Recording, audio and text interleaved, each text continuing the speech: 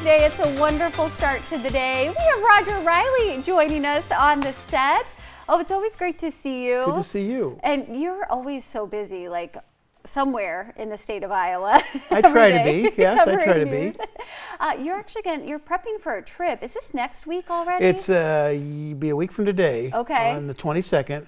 I've been asked to go and join the Honor Flight, a Brushy Creek Honor Flight out of Fort Dodge to take veterans to see all the monuments, memorials in Washington, D.C. for a day.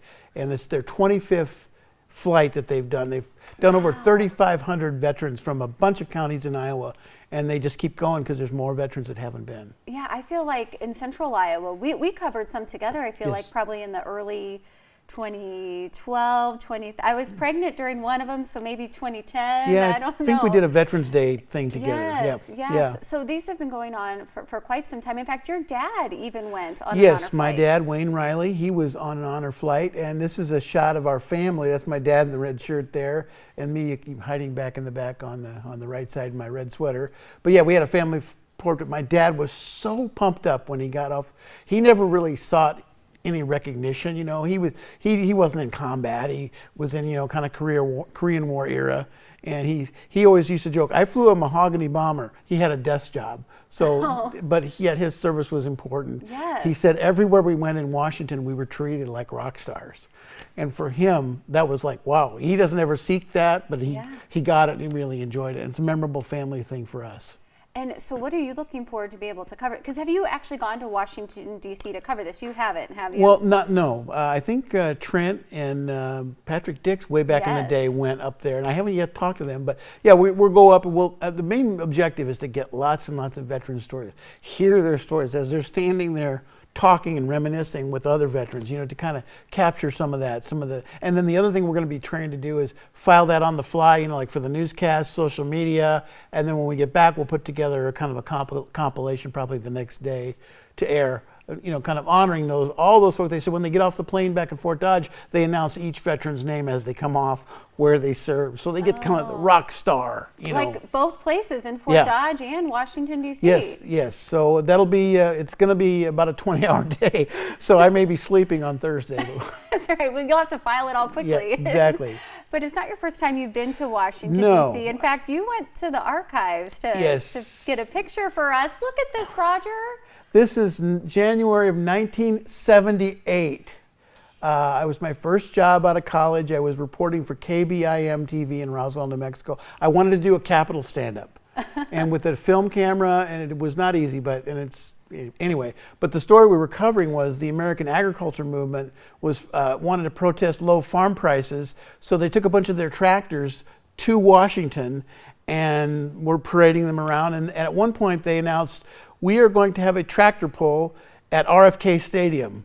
And then later they came back, the tractor pull has been canceled. They found out what a tractor pull actually is. It would tear up the turf. Oh. So they said yes, not knowing what it was, but it was kind of funny. But that's a long time ago, and it just kind of like, wow, I haven't been back since, so it'd be nice to go back. Oh, wow. Okay, well, that is a great picture, and I feel like this is another story for another day, but just you talking about the film makes me interested in how, did you just take a picture of that picture then to share with us? I did. I took it with my phone. Yeah. I have the reel of film actually at my house. Do you? Wow. And back when we started, and even at this television station, we used film. For the and video. you had to edit the film, and then the sound was not synced up with the video. And back in those days, even to get an interview on the air, it was a big deal. Yeah, it took a long time. Yeah. Different than now. You had to process the film, edit the film, and then it wasn't like every story had an interview and video. It wasn't that way at all. So. Meanwhile, you are always reporting live. I think you are probably best known for being out on the roads, Roger Riley, with your camera and your car, covering places that a lot of us don't want to go.